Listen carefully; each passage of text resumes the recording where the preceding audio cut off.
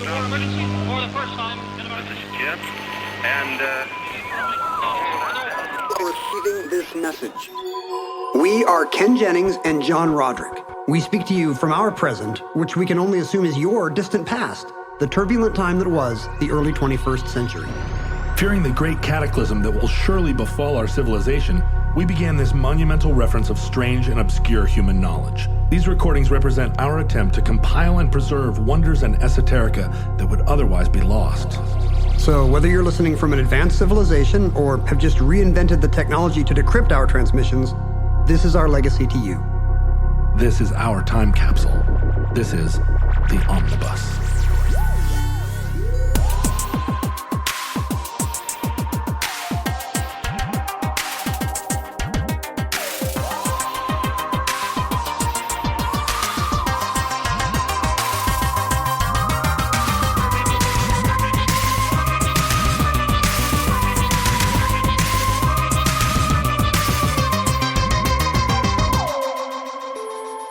You have accessed entry 1102.EX1243, certificate number 48606, the Sarajevo Haggadah.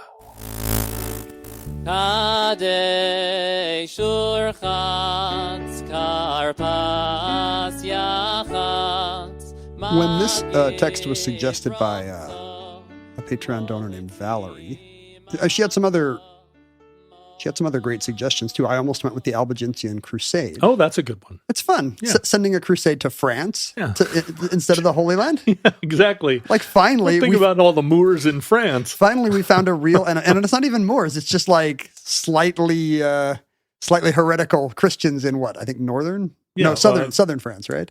Not Huguenots, but just Christian farmers that have a slightly wrong idea about the Pope. How many popes? Let's wipe them out too. Like finally we found an enemy that history can agree on, the French. The problem is that too many crusaders were dying on the assailing the walls of Acre, and so it was like, what? You know what? I'm searching for my keys under this streetlight because I can see. Where could we have a crusade this summer? Oh, how about the Riviera?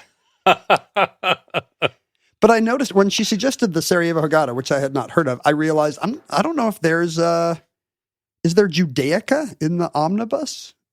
Oh yeah, well unless you don't count the protocols of the elders of Zion, is there authentic Judaica? So that was the first thing that came to mind. Is we've discussed anti-Semitic conspiracy theories, that they come up from time to time, but like have we discussed actual, in this case, Sephardic Jewish culture? I don't know. Listen, if the world wants one thing, it is you and I. It is a Mormon and like the quintessential Goyisha talking about global Judaic. Should we tiptoe what preference in? Well, should we tiptoe in more? Should we tiptoe in like more gently? Should we genteelly? What if we gentilely? Like, what if we just start off by doing a show about the movie Private Benjamin? Okay. Does that kind of like, get a toe in the water of how you and I might discuss Jewish culture? I'm constantly putting Goldie Hawn sexy or Goldie Hawn NSFW. It autocomplete. If you type the word G in your Google, mine goes to Google Earth. Yours goes to Goldie Hawn sexy. Goldie Hawn sexy pictures. Goldie Hawn sexy pictures, and I have 2 files on my desktop, so I know all about Private Benjamin because you like to see her in uniform. Do you ever Photoshop her into an Israeli army uniform? I don't know anything about Photoshop, but I definitely have Israeli military girls as one of my frequent searches too. Because I love those calendars. You just got back from the Holy Land. I didn't realize you had gone to try to find a soldier wife. The funny thing is, if you look at popular culture, you would think the streets of Tel Aviv were swarming with teenagers in army uniforms carrying machine guns. It's not true. But if you are a tiny fraction of the number you wanted. But if you are driving out in the country, like the further out in the country you go. Ken, did I ever tell you when I walked across Israel? The more likely you are to see, and they're always at bus stops. There's always like one lonely teenage soldier sitting at a bus stop in the middle of the desert around Galilee. Don't they have a van pool? Don't they have Jeeps? No, they're just out there waiting for the bus. And you're like, is this like your job, or are you just on your way to work? Did you ever start a conversation? Did you want to chat with the bus stop soldiers? I mean, I definitely was prepared to pull over and pick up hitchhikers, but the machine guns dissuaded me. I thought that's why you had the calendars. It is. I thought you wanted. Well, the machine guns are an important part of the fantasy, I would have assumed. When I say dissuaded, I don't mean dissuaded. Have you ever been to a Seder? Yes.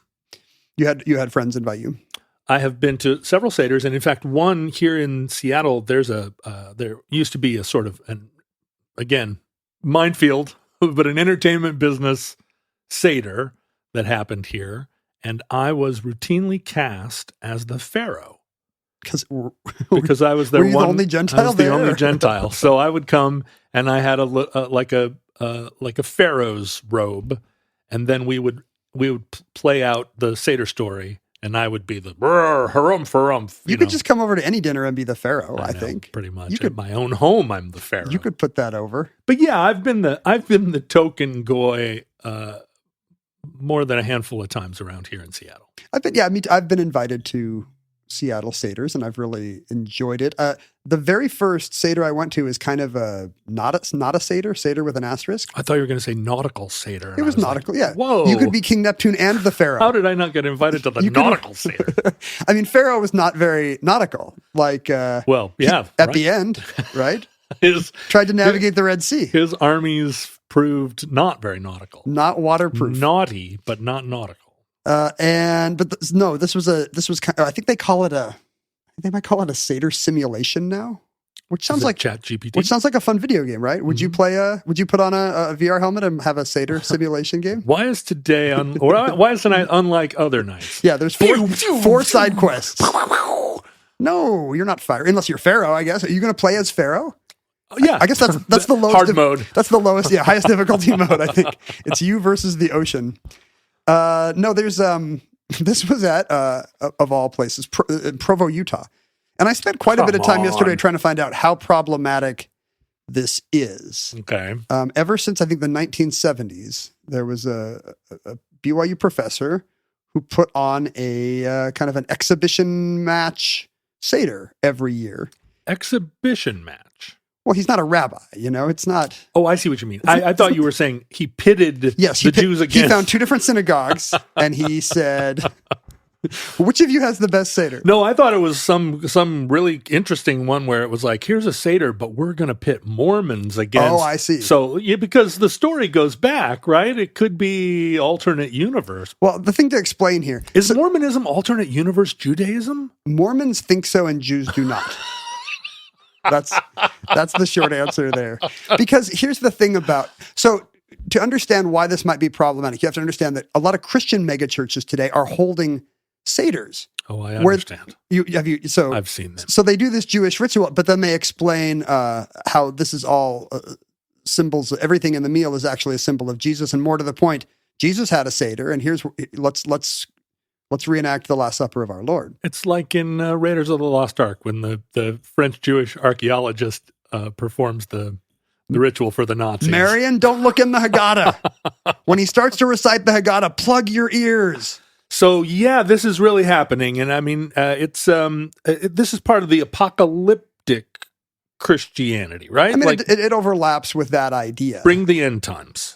Well, they're not thinking God will smite us down for doing the Seder. But they are thinking that Jewish culture is just kind of a beta version of Christianity, and therefore we should be able to download it for free. But correct me if I'm wrong. But isn't there some kind of there's just a tone of it that feels like a conjuring act, right? Like we want the Messiah to come back, and the Messiah's only going to come back to the Holy Land if there's a certain number of there's prophecies of wars and rumors of wars in the book of Revelation. So they're already speaking Hebrew there. The quicker you can get to a big military escalation in the Middle East, the better. But it does feel like we're going to conjure the Messiah with our secret tricks and like special program, right? Which seems kind of not very Christian. Well, it seems Hitler adjacent.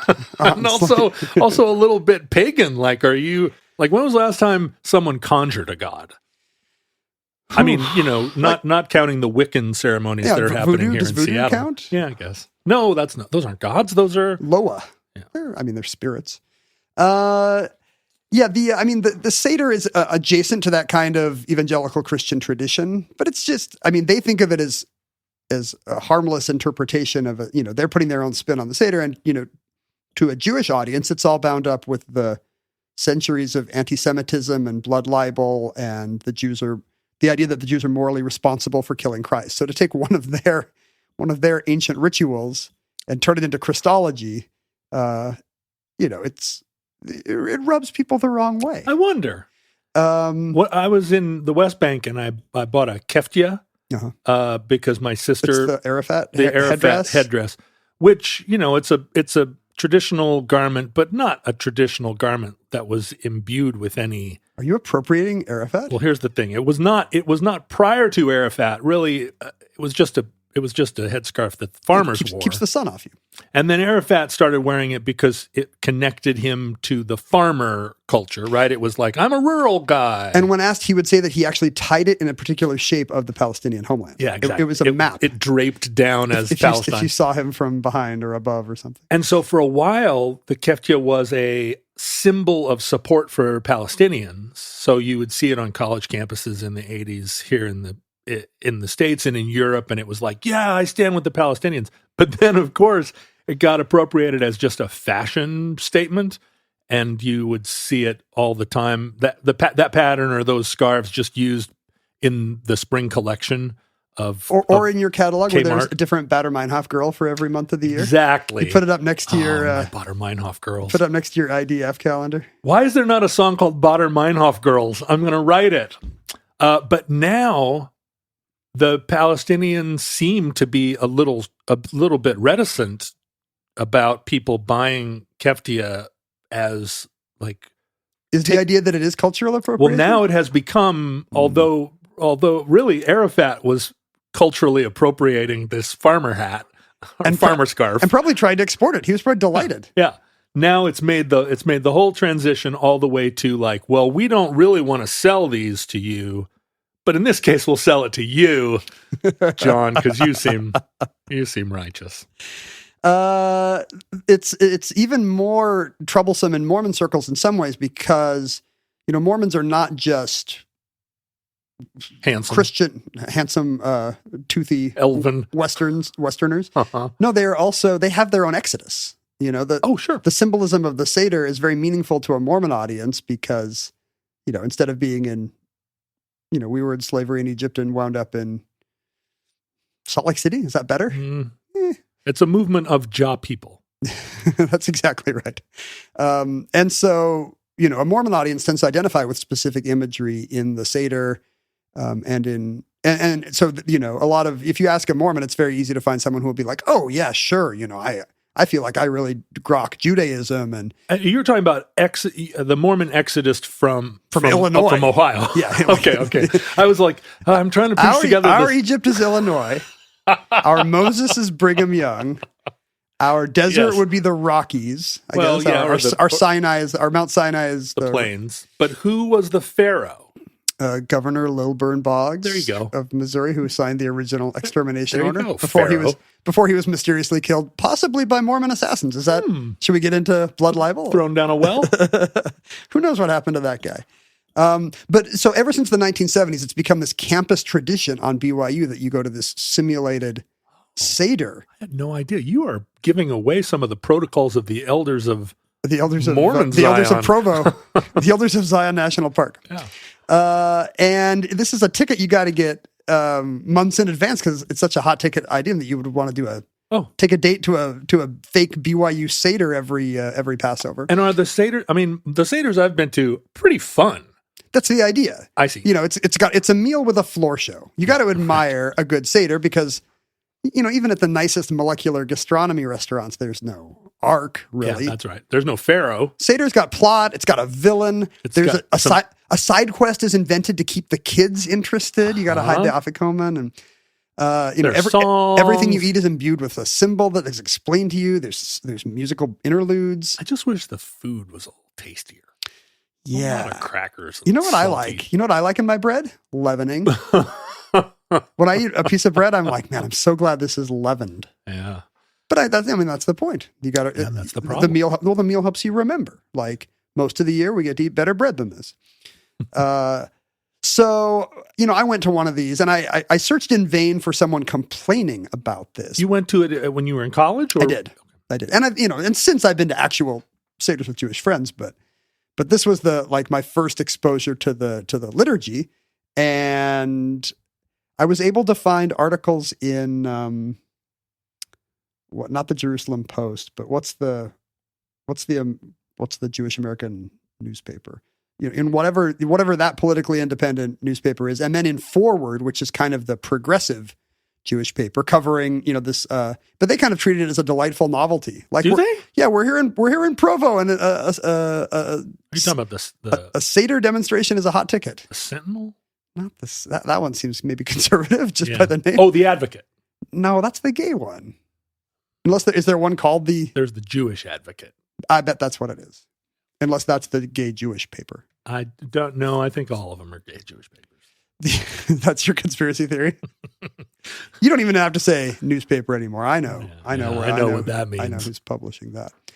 But it seems like even though the megachurch guys are getting roasted over the coals for this, it seems like the Mormons have gotten off scot-free. That's how the Mormons get you. Because They seem cute. Yeah. They seem cute and harmless and charming. Look at this little fun thing they're doing with their big Osmond smiles up there in the mountains. As long as they stay up there by that lake, it's like trapped between the lake and the mountains. What harm can they cause? How could they bother anyone? I mentioned that Seders have an ark, and this is always contained in a text called a Haggadah from the Jewish to tell. It's just a word meaning telling, but the word I think is not used to mean any tale or story. It's specifically the tale of the Exodus. And, this tale. Yeah. And a Haggadah. Why is this tale unlike other tales? It's very unlike other tales, John. You can't get around that. And so all the moments of all the dramatic beats of a Seder meal that you expect are contained in these Haggadah, from the breaking of the matzah all the way through to the end of the meal. And they are they date back to the 3rd or 4th century, which means this Christian tradition of Jesus doing a Seder the night before his arrest is because the gospel specifies it's a Passover meal. Yeah. So I think your modern observer will assume it's a Seder, and that may not be true. There's no evidence that Second Temple Jews were doing anything like the modern Seder narrative in their Passover meal. So wait a minute. The Torah dates back to 400 BC. Sure. No, they would have had the account of the Exodus. Yeah, but the idea that they're doing the bitter herbs and then they're explaining the questions and hiding the matzah but so all of this Elijah's cup. Was it actually trying to make the religion cool and new for kids in the face of Christianity, like taking all the energy out of the room? I mean, it may be an attempt to modernize. Yeah, it's the equivalent of a cool youth pastor. Yeah, being exactly. Like, hey kids, hey, you know what if I gave you some bitter herbs? They don't taste good, do they? Well, you know what else doesn't taste good? Building pyramids. Yeah, that's right. You know who else didn't like to build pyramids? Moses. I mean, I can kind of see the moment, right? Christianity's got all the momentum. The Jews are like, how do we modernize this story and make it, set it to a rap beat? And it's hard to say because they're, probably oral traditions predate our first written account that this is a ritual meal that takes place on the 14th night of the first month, or, it's a lunar calendar, so it's tricky. But the fact that it was an oral tradition didn't keep any of these other books from being written, right? We still have a lot of those other oral traditions. So yeah, when we don't have any evidence before the 3rd or the 4th centuries, to me it seems pretty compelling that Jesus and his disciples just had a nice piece of lamb and called it good. Like that's what the Pesach dinner was. I mean, it's also possible at the Second Temple time. The whole thing is made up. The Exodus? No, the dinner. I see. The Exodus is real, but Jesus never had dinner. The Exodus is, the parting of the Red Sea clearly is journalistic documentation of a thing that happened. And obviously Jesus is real. You're saying he wasn't hungry that night. Jesus is real. I'm sure he was hungry. He didn't want to nosh. I'm sure he had some food, but did they sit at a long table? Did How come nobody's on the other side of the Yeah, table? what the hell is it? Is it a dais at the front of a convention center? Can you imagine the maitre d'?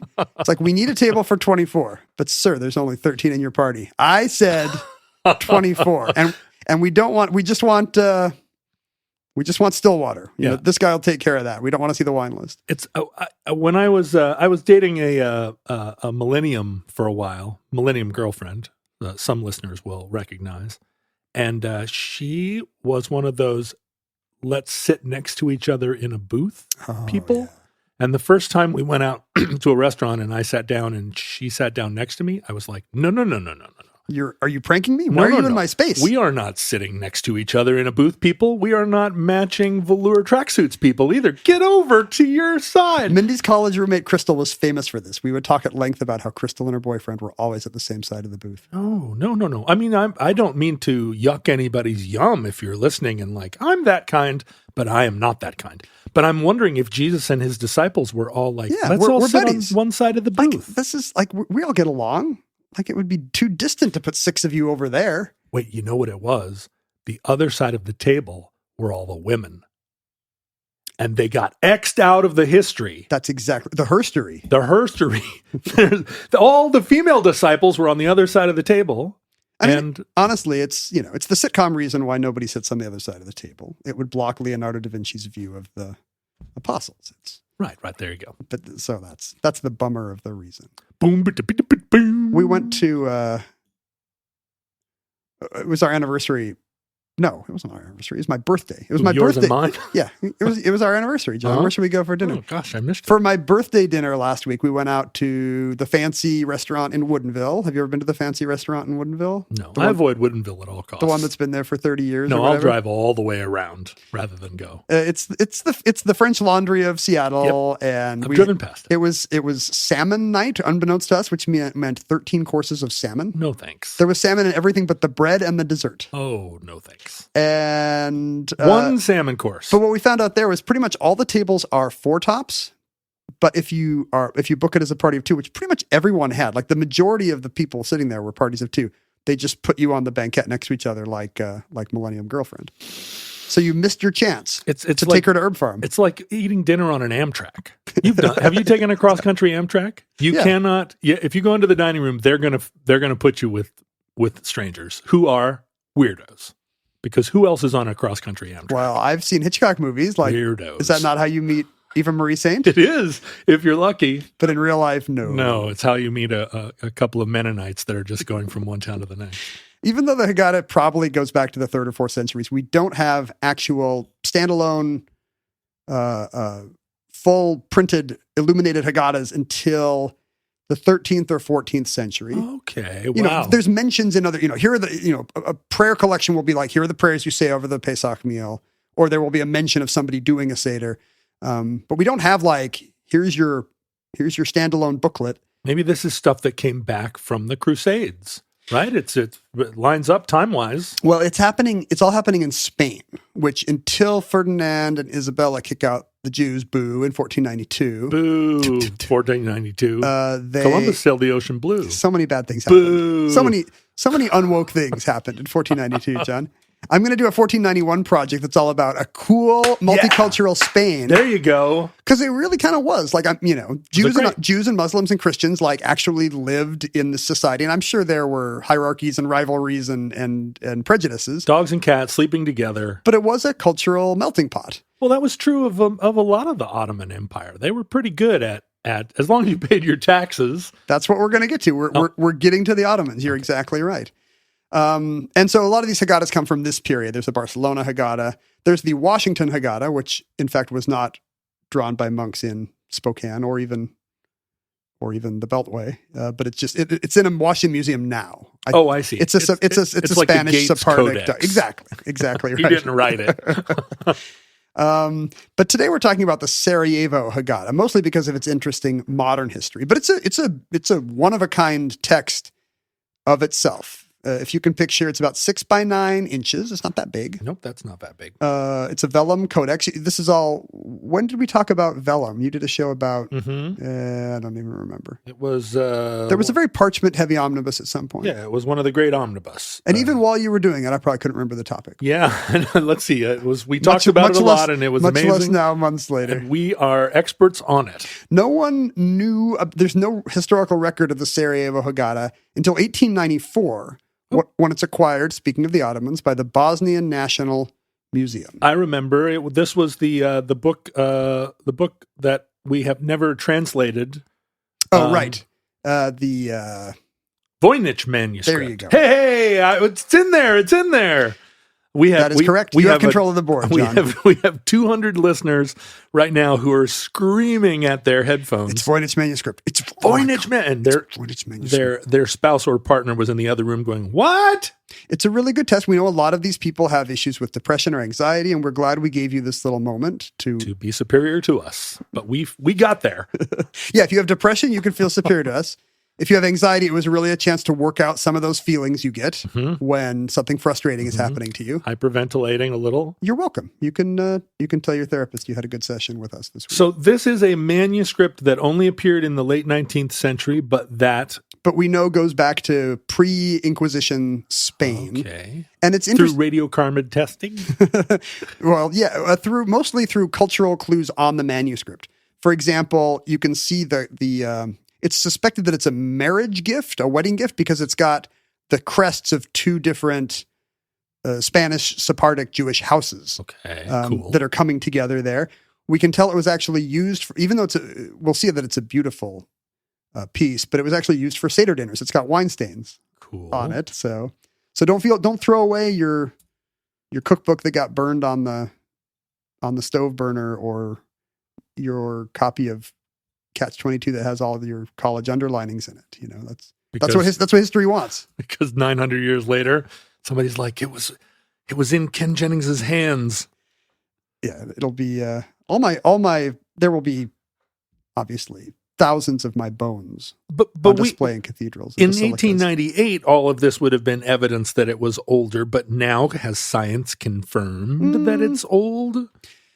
I mean, it's clearly not I'm not sure if they've ever done radiocarbon dating on it. How is this not the Hitler Diaries of 1896? Well, there's no discussion that it's fake, but it was actually a brain-breaking thing when it came up, because at the time it was discovered, some Jewish itinerant family named Cohen, coming from Venice to the Balkans, sells it to the Bosnian National Museum in the 1890s. At this time, it was believed that Jewish medieval art would never have had figurative art. Oh. In accordance with with the Quran.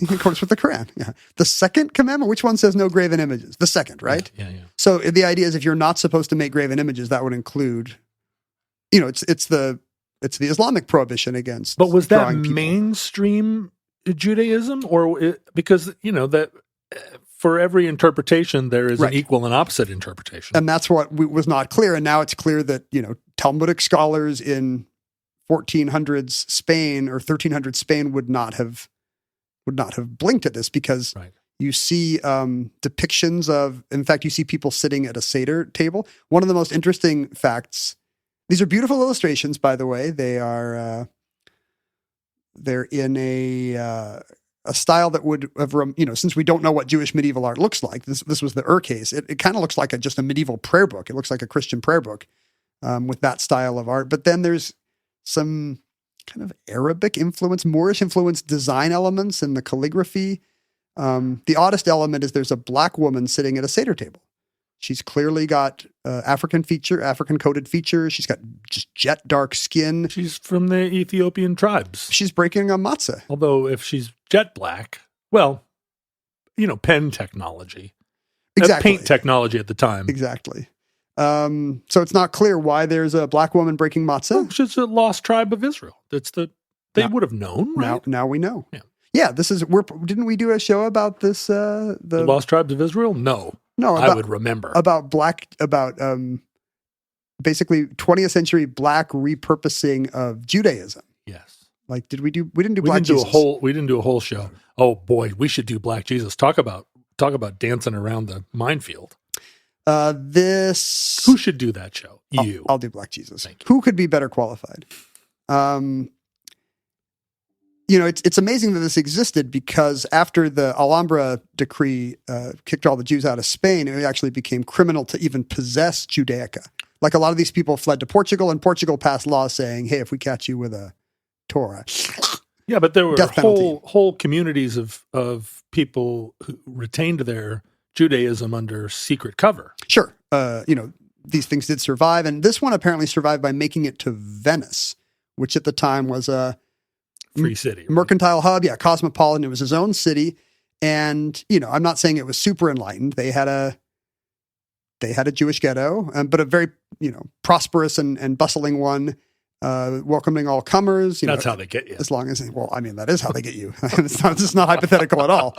But in this case, there were very strict laws on what a Jewish person could say or particularly print. So there were censorship laws, and the list is hilarious. It's like a Jew cannot be described as devout. Oh. Because that would imply they're some of the most devout. Exactly. But, but by their thinking, a modern pluralistic thinking, of course, you can say a devout Jew, but, right. That would imply that a Jew is devoted to God. And of course, a Jew misunderstands our Lord and could not be devoted to God, So all these little minefields, but we know that this codex was past censorship because it actually has a stamp in 1609 from the priest who was in charge of... In Venice. Yeah, the Venetian priest, Catholic priest, who was in charge of saying, okay, you guys can keep this Torah or whatever. And it says, Revisto per me, clunk. It's got a Latin signet below the wedding things. I wonder if that's just like a cool Venetian bro who's like, yeah, bros, you can keep your cool book. Maybe it's kind of a modern pluralistic secular society where even the priest is like, yeah, I get it. I got to do this. But or it could have also been like you and your primitivism are no threat to our. Or it could have been he was paid off. Or it could have been this actually was the less offensive of all the books he did burn. I'm gonna think you think he was cool. I'm gonna think it was a cool dude. This is because you went to Gonzaga. You're heavily invested in thinking that. All Catholic priests in the 17th century were like, you're cool Jesuits. It was 17th century. Oh, so it could 1609. Could have been a cool Jesuit. The book is beautiful, although the Austro-Hungarians did a number on it. It's it's got gold and silver leaf. The pigments are crushed precious stones, so it's malachite and lapis. And that's cool. It had to be insured in the 90s to travel to an exhibition, and it was valued then at $7 million. But really, it's priceless. It's one of the one or two oldest Haggahdas, and it's gorgeous. And have you ever been most of them didn't survive. Have you ever been to a Judaica store in Manhattan? There's a whole sort of neighborhood where there are stores that sell antique or kind of even older like items and elements of Jewish culture, and they're incredible to visit. I haven't been to one in many years, but I used to wander in and kind of, I sort of want that stuff. Some of it is so beautiful. That's appropriation. But it would be dumb for me to maybe take off your keffiyeh or whatever before you go in. Yeah, maybe so. I don't know. I don't know what place a menorah would have in my decorative style. Maybe if I put some fishing net on it so it looked more northwestern. Does that make it better or worse if you jazz it up? If you put fishing net on it, I could plausibly say like, no, it's a King Neptune. Is it worse to get a menorah and be like, yeah, no, I feel a deep kinship with the Jewish people and I light this every Hanukkah? Is that better or worse than like, no, I put these candles made of, whatever kind of weird. Yeah. What are your weird indie rock candles, John? I actually have a set of candles that are made out of Prudhoe Bay crude oil. And they're black. The candles are black. Valdez candles? They're Valdez candles, and they are extremely. I've never lit them. They're beautiful. Well, I don't think they would smell good. I don't think they're they would make either. Your house smell like a gas station. Maybe right? that's why I haven't. I've never set them on fire. I think you were smart. Maybe when you need to do some voodoo ritual at some point. Maybe that's the way to go. So, you mentioned these stores selling antique Judaica. Obviously, things took a turn for that market in the 1930s and 40s in Europe, which is where the story of the Sarajevo Haggadah takes a turn. Now it survives. You can go to the Bosnian National Museum has had some funding problems of late, but I think at the time of this recording, it is on display in a beautiful climate-controlled vault. Bosnia has added it to the UNESCO Memory of the World Register of its best and most important historical items. It's the crown jewel of the museum's collection, but it barely survived the 1940s. And I mean, it barely survived Austria-Hungary. It's no longer we don't know what the original covers look like, because when it turned up in the 1890s, it was immediately shipped off to Vienna for study, because that's what you do. Bosnia was then part of the Austrian Empire.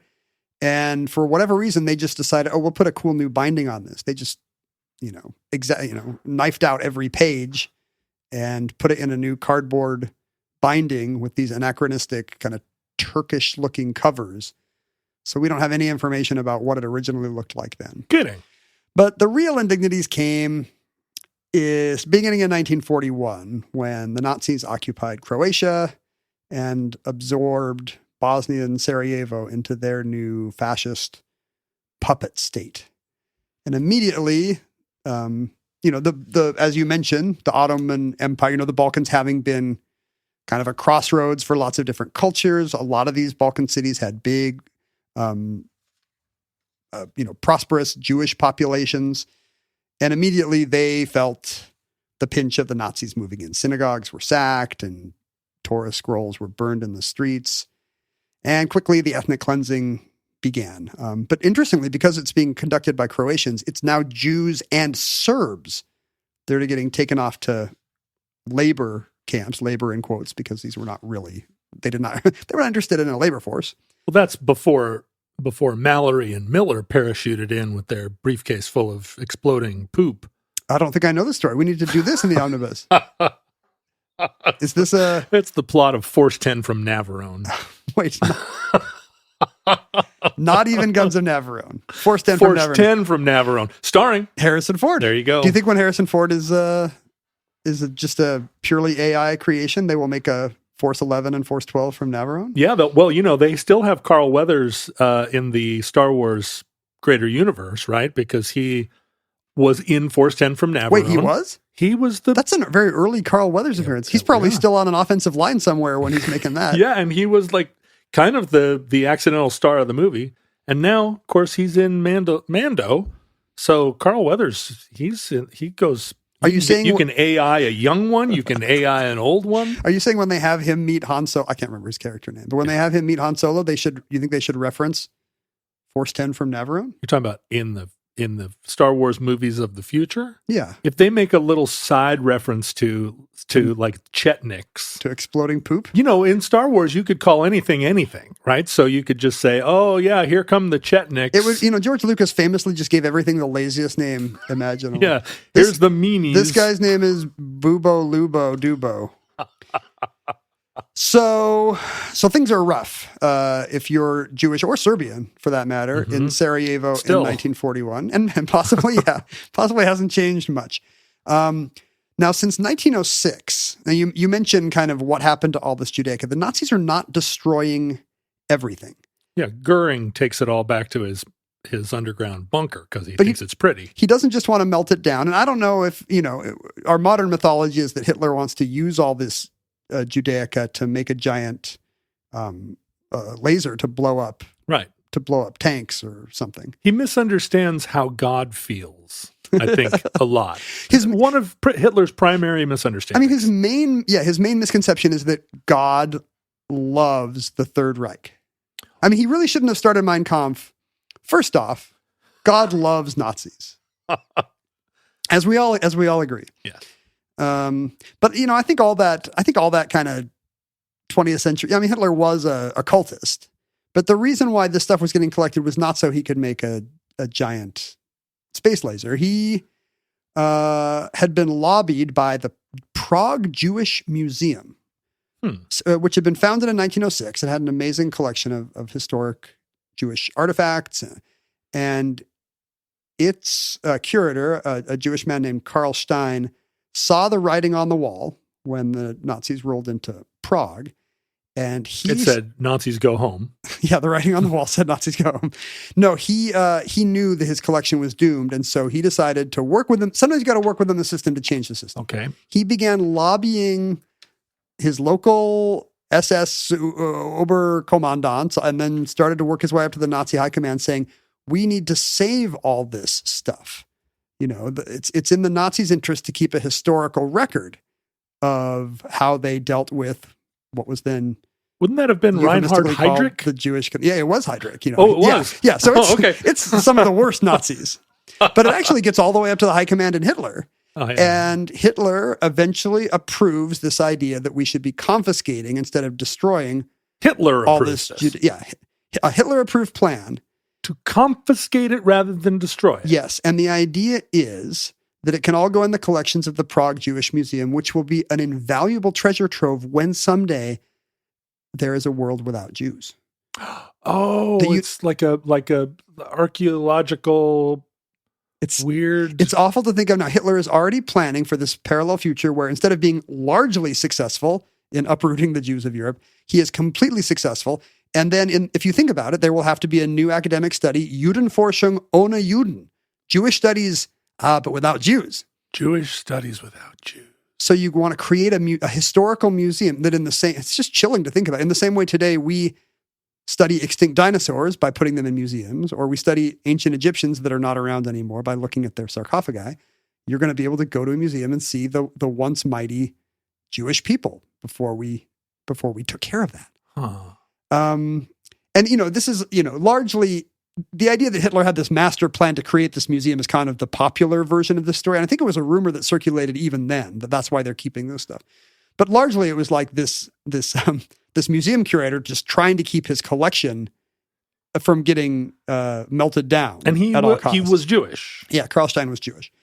But he is successful in persuading the Nazis that maybe they should have this kind of colonial Williamsburg someday, where you sometimes you go and you see, someday he's telling the Nazi officials, someday you'll go to this museum and a bunch of, Aryan Czechs will be dressed up as Jews in kind of colonial Williamsburg fashion, and you'll see them churning butter, going about their day and saying there's those silly prayers that we've now outlawed. And what was he just chilling? Was he making a case that they should keep him around to authenticate and curate this stuff? I mean, I'm not saying. Generally, that's part of all these survival stories. Anybody would. I'll. Let me tell you the difference between this manuscript and that. You need to keep me at least in a windowless room. Somewhere. It's just the desperation of it. Even in the camps, people were willing to be in the work squad that cleaned out the gas chambers. Although I would never say that was his primary motivation, because it sounds like if I ran a museum, my impulse would be to save the collection, even at the expense of my own life. And we see this happen multiple times in this story. So anyway, by the time that the mid 1940s roll around, the Nazis they've confiscated 30,000 items of Judaic, everything from beautiful silk Torah scrolls and candelabra, all this ritual stuff, all the way down to just kind of household kitchenwares, with the idea that someday you're going to go in this museum and see, this is what a Jewish kitchen looked like. So you even had housewares, an IKEA essentially. Oh, you know what it would have been? It would have been kosher plates, right? Exactly. Yeah, because there were Jewish specific kitchenware. I was items, like, what's a Jewish spoon look like? It just looks like a spoon. Oh, wait. Why is this ladle different from all other ladles? There would have been separate plates and silver. But as the Nazis roll into Sarajevo, of course, it's already well known that this priceless Haggadah is sitting in the Bosnian National Museum, which really worries. The museum worries. It worries the curator of the museum, one Dervish Korkut. Mm-hmm. I might be pronouncing this wrong. Dervish is a Muslim. In fact, he's a prominent Islamic scholar. He comes from a respected, venerated family of alim, and basically Muslim aristocracy at the time. A lot of his family members are judges of Islamic law. They've got these clerical positions. His brother did the first good translation of the Quran into Serbo-Croatian. which I love because it implies that there have been a number of shitty Serbo-Croatian translations of the Quran, but not this one. But Dervish is a cosmopolitan. He's an intellectual. He speaks 10 languages.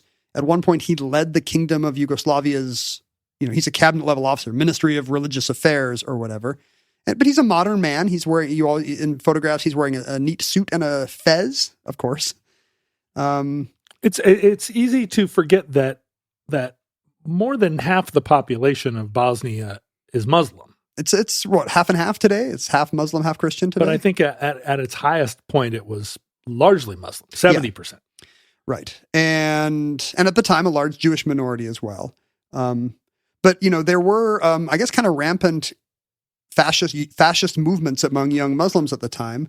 And Korkut was absolutely dead set against them. He, not just for political reasons, he was actually for scholarly reasons. He had long been interested in kind of Bosnia as a melting pot and all the different, even though it was a majority Muslim country, all the different minority art forms, the Jewish and the Christian cultural traditions, and how they had kind of, intertwined in a place like that.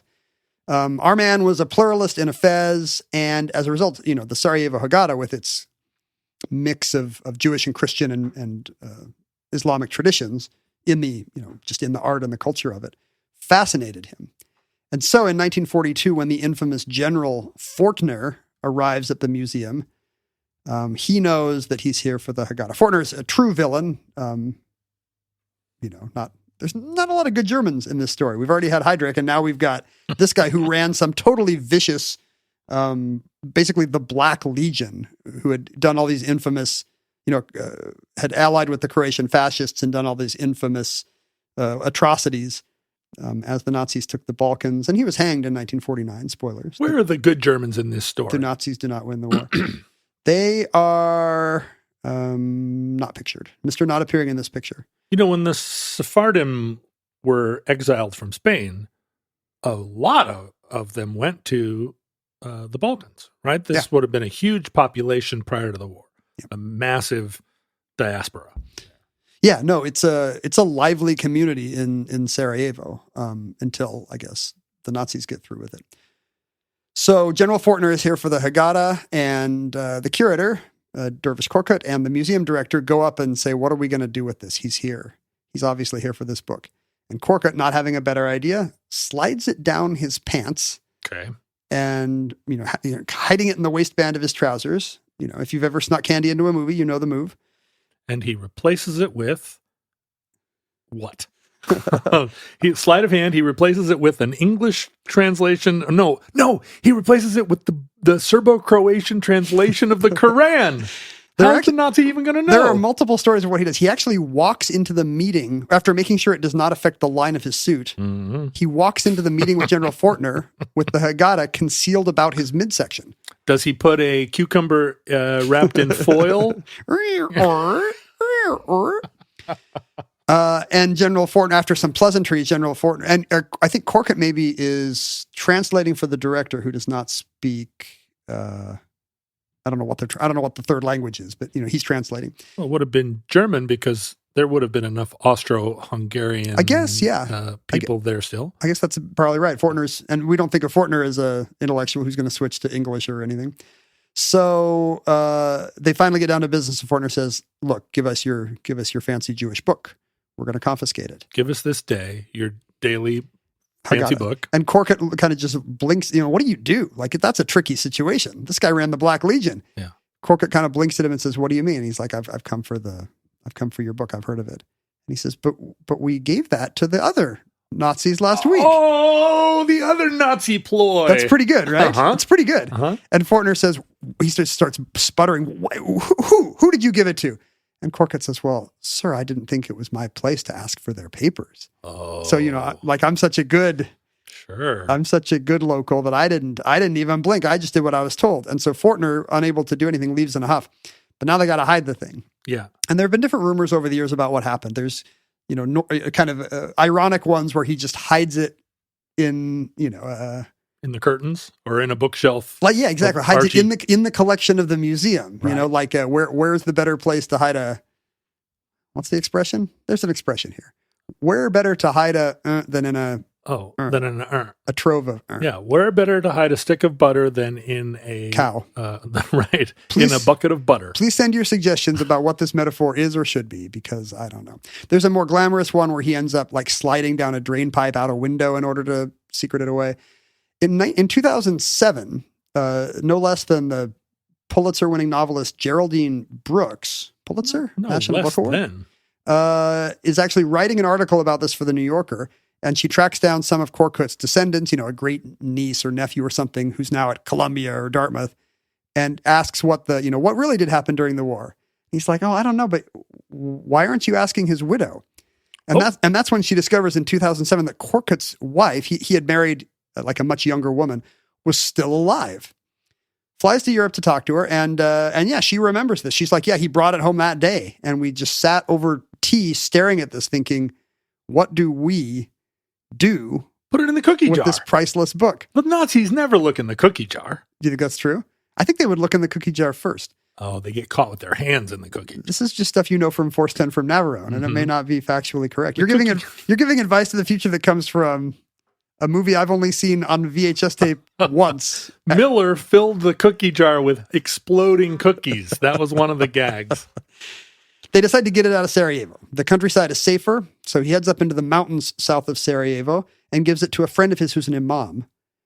And it is hidden in a mosque. For the rest of the war, this priceless Jewish manuscript is hidden in a mosque. So you can kind of see why a 2007 New Yorker article is just loving this. It's just loving this kind of multicultural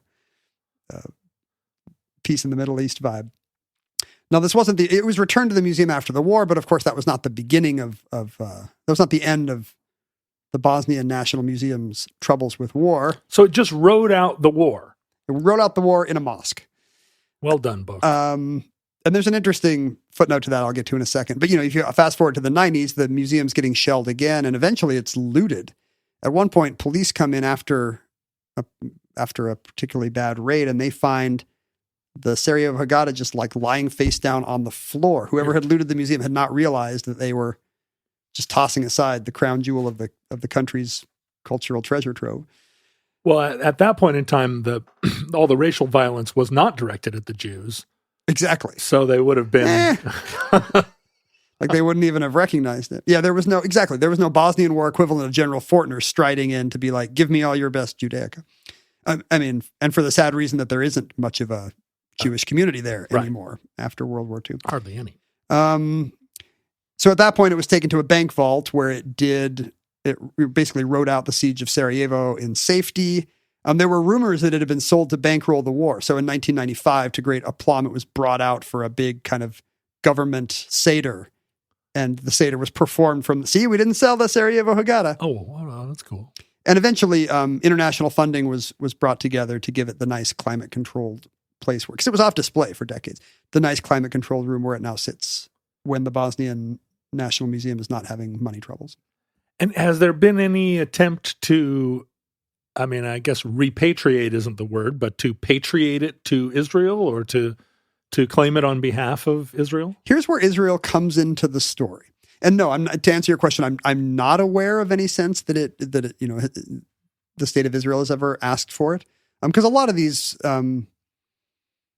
Jewish treasures are still in the I don't know if there is much of an idea that, well, now we have a homeland, we need to get all the stuff back the way everybody wants their colonizers' stuff back, Oh, I believe that is a thread I'm among sure some people. I'm sure there is a part of the political spectrum, yeah.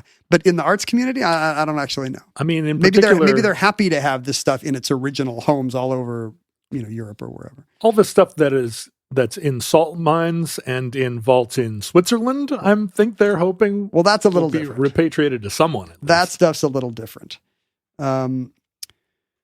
But when Geraldine Brooks investigated this story in 2007, she found that, this idea that that Dervish Korkut had hidden this priceless Jewish codex was actually a footnote in the family lore of World War II, because what they remember is the story of Mira Papo, a young Jewish girl living in Sarajevo in the early 40s, who, when the Nazis came in and began ethnic cleansing in Sarajevo, she at one point, it's just like anywhere else. The rules get worse. The ghettos get worse. The privileges get less. The restrictions increase.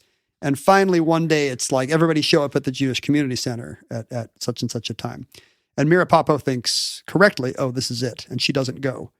And when she gets to there to case the joint, she finds out it is, in fact, a roundup.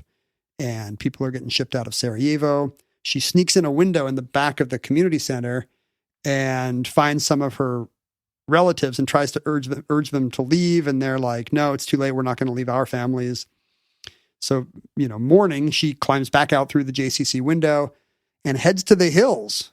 She's already kind of a young socialist Zionist, which was a thing you could be. Mm-hmm. And, that's still a thing you can be. That's what the militant young Jews were in the 30s. You were a utopian socialist Zionist. Oh, well, this is the problem. Right now, if you're a Zionist, you don't get to be You're probably not a very good socialist. Yeah, socialist. And vice versa. And split apart. So she joins Tito's partisans up in the hills.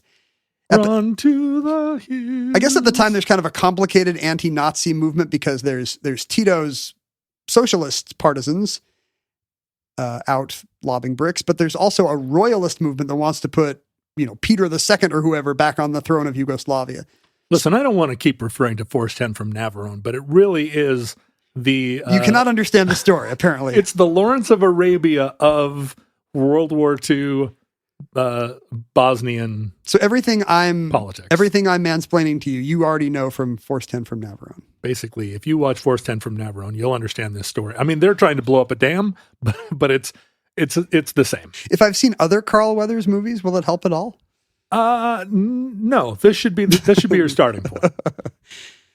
She joined. So for a time, the royalists and the partisans kind of have a common enemy in the Nazis, and they make nice. And she spends the war as a muleteer, a donkey driver. Yeah, donkey driver, and a medic up there when the wounded come back. And she's a valued member of Tito's forces, but things start to not go well for the partisans. The infighting with the royalists gets bad, and Tito can't even feed these guys anymore. And a bunch of these people get mustered out in 1942. Well, you're on your own now. That seems early. Yeah, I mean, I'm not saying Tito is a great counter-revolutionary. Tito's problematic. I think we can agree. And so, although so a bunch of these he made the trains run on time. Did he? A bunch of these really in Yugoslavia? I'm skeptical. So a bunch of these people get mustered out and are just left in the woods with nothing to protect them from the Nazis, no border to run to even, and a lot of them are young Jewish kids, and a lot of them are socialist Zionists like Mira. And so there's terrible stories of, them just staying one step ahead of the dogs or not. She gets back to Sarajevo ahead of whatever Nazi patrols are after her unit.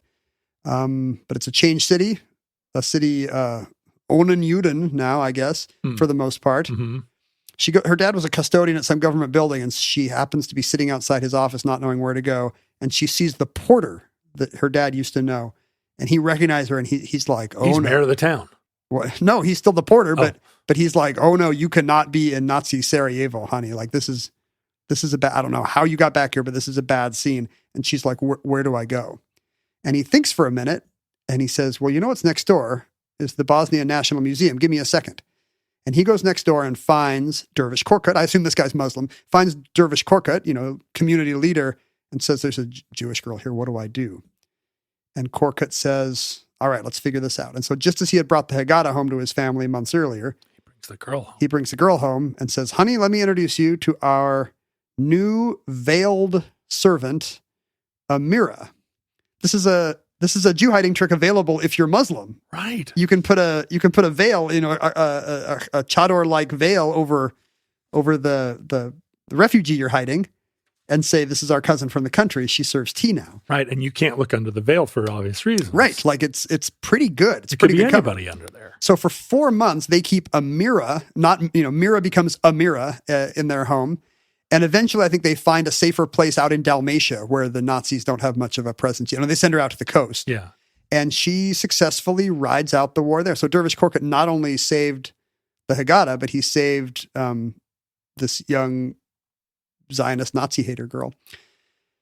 Now, after the war, Korkut fell out of fashion with the Tito government. Oh, you know why? For museum reasons. Tito's, of course, bulldozing all these amazing old historical parts of town to build in order to unite the Slavs. Right. He's getting rid of anything regional, and he just wants to build ugly Soviet brutalist buildings everywhere. When I do my episode of beautiful Soviet brutalist, you keep promising. Bosnian You keep promising. statuary. So he becomes a cultural enemy of the regime by becoming a preservationist. Basically, he becomes a NIMBY, and Tito does not like NIMBYs, and so he faces a show trial. And a lot of his friends say, "Hey, Mira, you got to come testify, right? Like if we see that this guy stood up to the Nazis, it'll be good for his case." And at the time, she's married to a guy who says, "Oh no, you are not going in front of Tito's show trial." And so she doesn't, and her husband dies a couple of years later, and she just spends decades racked with guilt that this guy saved her life. But she has bona And she fides did not with stand up for Tito her. because she, presumably fought alongside him. Right? Yeah, she was ready to testify. Yeah. And her cowardly husband is like, no, you're not going to defend this guy. Like, he's going to go to whatever the Serbo-Croatian word for gulag is, or firing squad. Cowardly husbands. He's the true villain here. But, he dies of some Cowardly husband disease. or stroke or something a couple years later. And she winds up, one of her kids winds up in Israel. And so by the 1970s, she's on a kibbutz, happily working at kibbutz in Israel with her two sons, and thinking all... That's what they want you to think, that they were happily working in those kibbutzes. That's what all the pictures You don't said. think it's so rosy? I don't know. They've all got the kerchiefs. I don't It know. looks I've worked great. on a farm. It looks great. It's hot there in the summer. And I think this whole time she assumes that now in the 90s during the breakup of Yugoslavia, when Sarajevo is under siege, Israel offers temporary shelter to Bosnian refugees. And so Mira somehow runs across somebody from home who has an old news clipping showing that Korkut was still alive. Whoa. And commemorating all the good deeds he did. And But wait, still alive and still in jail? in the 90s. Well, she doesn't know. She reconnects with him. Oh no, he had died. He had died of elderly causes in 1969. She is able to reconnect with his widow. And so at 72 years old, she gets the story of how he actually, he spent, 6 years. He spent the better part of a decade in Tito's prison, and then gets out, not with his full citizenship restored, but he's able to live out a life. He eventually has a kid, a daughter named Lamia. And Mira, feeling bad about not having stood up for him in the late 40s, whenever the show trial was. And by the way, the family reassures her it wouldn't have mattered. The verdict was a done deal. You should not have been torturing yourself for decades about this. She decides to write down. She writes in a letter exactly what the story was and what he did, and sends it to Yad Vashem. Cool. The Holocaust memorial in Israel, because they've got this whole commission of the righteous. Yeah, the designation of the righteous. Who were the friends of the Jews who actually helped when the chips were down, and as a result, a diplomat calls her up to say, "Yeah, you and Dervish have been named righteous among nations. Your names are going to be inscribed in that Yad Vashem garden." There was a big ceremony at they invited Korkut's widow to come. She couldn't come to Israel to see her name on the memorial next to the Schindler tree and the Raoul Wallenberg tree and whatever. But she can go to Paris. So a memorial is held there. And Mira is able to reunite with her benefactor's widow. Now, if we jump ahead, there's like an interesting footnote to this story. In 1999, the Korkut's daughter, the daughter of his old age, Lamia, had heard the story of Mira Popa many times. And after the Bosnian War, they had made what turned out to be the ill-advised move. The Lamia Korkut and her family had made the ill-advised move to go to Kosovo. Oh dear. And so just as the Bosnian War wraps up, she's living in Pristina, Kosovo, and suddenly all the ethnic cleansing starts again there, and she's in trouble. She tries to get she winds up in a refugee camp at the border, and it's awful. And so she just takes off in the dead of night, is able to hoodwink a border guard into letting her into Macedonia. But suddenly she's got no place to go. And she starts reaching out to fellow Bosnian refugee friends all over Europe, and nobody can Shelter her. Yeah, nobody's able to find a place for her to go via diplomatic means. But one thing she has, and so she's in Skopje, the capital of Macedonia, but one thing she does have is her dad's certificate from the Yad Vashem garden saying designation of the righteous, or whatever the name of the status is. And so a family member who had fled to, I think, Sweden or someplace had said, hey, why don't you go to the Jewish community in Skopje and see if they'll help you. So she goes to the synagogue and shows them the photocopy of Mira Papo's letter and the certificate, which includes the famous, whoever saves one life, it is as if he has saved an entire world, or whatever. And the Macedonian Jews there are, receiving this Muslim woman, are delighted that they have this chance to repay a 50-year-old debt. It's very moving. Yeah, it's a great story. And so they just begin lobbying immediately, trying to figure out, what can we do? How can we save her? Can we get her to Israel? And within 4 days, she and her husband are on a plane to Tel Aviv. The kids are coming a couple days later. And this has become a big media circus in Israel. The media's there, Netanyahu's there, the politicians have all found out, because it's a heartwarming story of a Muslim. It's an irresistible story of, being saved by the Jews. Yeah. And a Muslim who saved a Jew improbably 50 years ago. Now, Israel gets the chance to repay. And are you going to tell me that this precipitated peace in the Middle East and all of the Palestinians rallied around this act of generosity and all the war was over? In the New Yorker story, which I'm relying on heavily here, the Korkut's daughter actually seems a little bit put off to become a press conference. She's just trying to get out of Macedonia alive, and suddenly Netanyahu's there saying, "We are closing a great circle in the state of Israel." And reporters are yelling at her, aren't you happy to be here? And she's like, well, no, I'm having a really bad week, actually. I'm a refugee. And then suddenly she hears Serbo-Croatian she hears her home language. And then Mira Papo's son Davor, who had brought his mom to the kibbutz in the 70s, comes out of the crowd and gives her a big hug. And she actually does feel a little bit at home. So the story of the Sarajevo Haggadah, and its rescue from the Nazis, and then later during the Bosnian Civil War, has its own echo in a human life and a exchange of mitzvahs, I guess. Well, actually, Ken, that actually dovetails with one of the plot twists in Force 10 from Navarone. No, it does not. I don't believe that for a second. And that concludes the Sarajevo Haggadah, entry 1102.EX1243, certificate number 48606, in the omnibus. Future links in the unlikely event that social media still exists in your era. Facebook, Twitter, and Instagram are archived at Omnibus Project. Our handles were at Ken Jennings and at John Roderick, although I've been permanently banned from Twitter, so you can only find me on Instagram and Facebook. Woohoo! There will be a museum of my tweets someday. Jeez, hope not. There already is. It's in the angry tweets of others.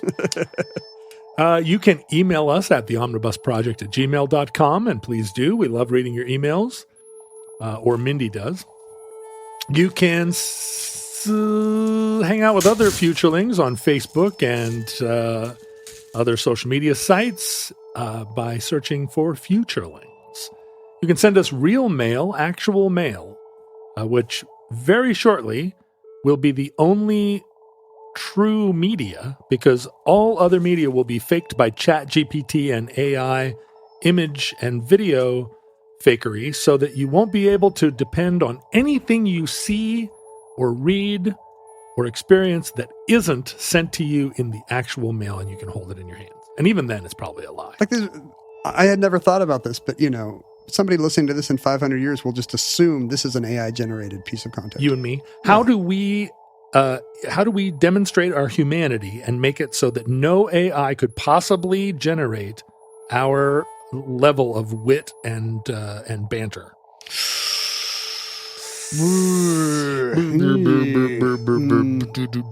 Maybe by making noises like these. Well, the thing is, it's all of our weird, when I made the Spinal Tap reference, you made the sound of the metal detector on Derek Smalls, the wand on Derek Smalls. No AI could ever make that degree of complicated reference. Now, I'm thinking only 1% of our listeners actually got the reference, but that's, I think, going to be the proof that you're never going to be able to make a reference inside of a reference using ChatGPT. I mean, probably nobody even understood what we were doing until you said it. Oh, should I not have unmasked your gag? Because there is that 1% that are like, oh, I was the only one that got it. And now you explained it. I think it's okay. Not fun they got to anymore. enjoy being the only one for 20 minutes. Yeah.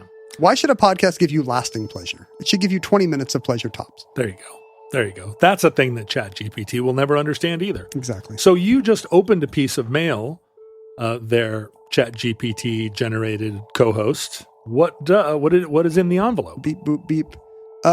We got a graduation announcement from Ella. Hey, congratulations, Ella. Ella's going to FSU in the fall. I don't know why Ella's parents sent Florida us a State. graduation announcement, but well done. We have a picture of Ella on a steamer trunk. Let me see. Next to the number 23, possibly with a... Number 23, is she a Is that a snake around her neck? No, I don't think so. Like a Chicago Oh, it's a cat. basketball fan? Yeah, exactly. No, class of 23, John. Oh, I see. All the kids had to sit on that steamer trunk. Look at you, Ella. Is she playing a saxophone? What is that? It's a cat. Oh, it's a cat. It took me a second. I thought it was a snake. You thought it was a saxophone. Every cat looks like a saxophone to me. Schrodinger's saxophone. And she's wearing Doc Martens or maybe those aren't Fluvogs, are they? No, nobody knows what Fluvogs are. I assumed they were anymore. Docs. Martens, but we also got a copy of this Have book. you noticed we didn't turn the lights on today? We're kind of just sitting here It's bathed in daylight. It's an audio medium. Nobody cares if the lights are on. Could you tell, listeners? Could you tell that this was Omnibus After Dark? Yeah, we were sitting in the dark. We also got a copy of Matt Parker's book Humble Pie about real world math mistakes. The funny thing is, didn't we get like an advance copy of this book? I think so. Humble Pie, P.I. Pie. Yes. When math goes wrong in the real world. And I read it and I enjoyed it. Apparently I didn't blurb it because there's no blurb of me here. But or maybe you did and it didn't pass muster. Yeah, maybe my blurb was not as good as Adam Savage's. This was the inaugural selection of the Adam Savage Book Club. What's your Erdos number? We established that you don't have one. That's probably why your blurb isn't on there. Yeah, I think the one thing I co-authored with somebody with an Erdos number is not a math paper. It's not an academic math paper. Yeah. And I will never write an academic math paper. We don't know. So We we're out don't of luck. know. It's possible.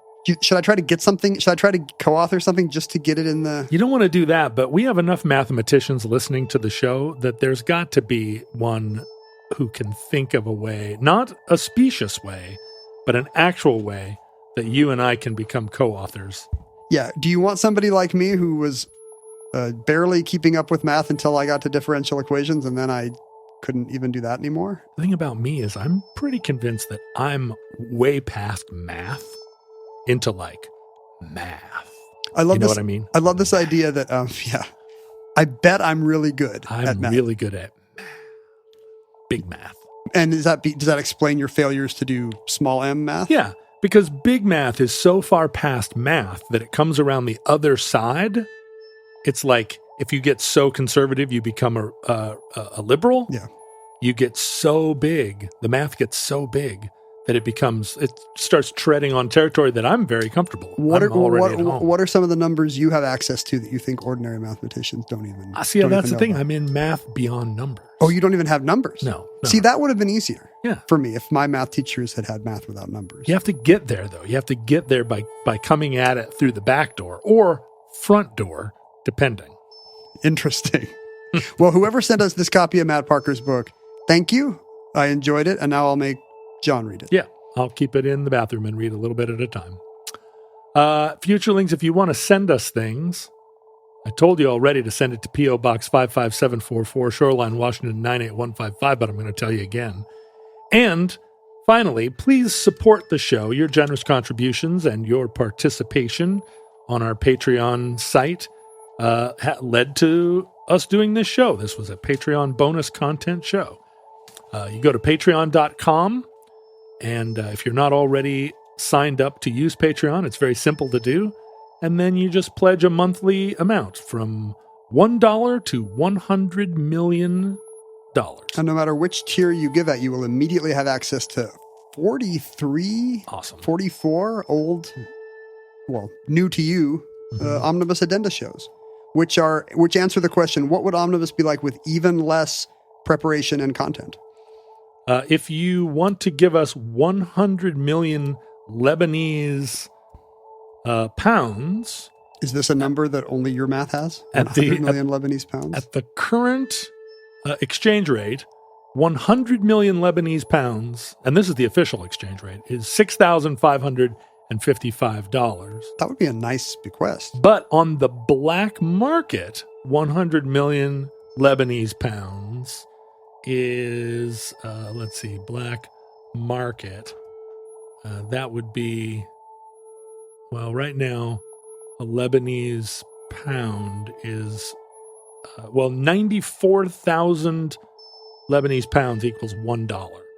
So 100 million Lebanese pounds divided by 94,000. I lost the zeros. About $1,000? Is it less than what you said before? Well, let's see. You're good at math. You're good at old Adam number Savage math. already knows. If you had just joined the Adam Savage book club, John. 94. Don't distract me. It's hard for me to write. 6, 21, No, 4. It's about, you're right. You're right. It was about $1,063. So 100 million Lebanese pounds, because we only accept the black market rate here, not the official rate. The black market rate is 1/6 value. That would be a nice yearly donation. Give us 100 million Lebanese pounds a year. Although they're probably devaluating at a rate so that by the end of the year, it'll only be $100. But that's also a great donation to our Patreon. It definitely would put you at the tier of being able to select a show topic like Valerie did. Listeners, from our vantage point in your distant past, we have no idea how long our civilization survived. We hope and pray that the catastrophe we fear may never come. But if the worst comes soon, this recording, like all our recordings, may be our final word. But if Providence allows, we hope to be back with you soon for another entry in the Omnibus.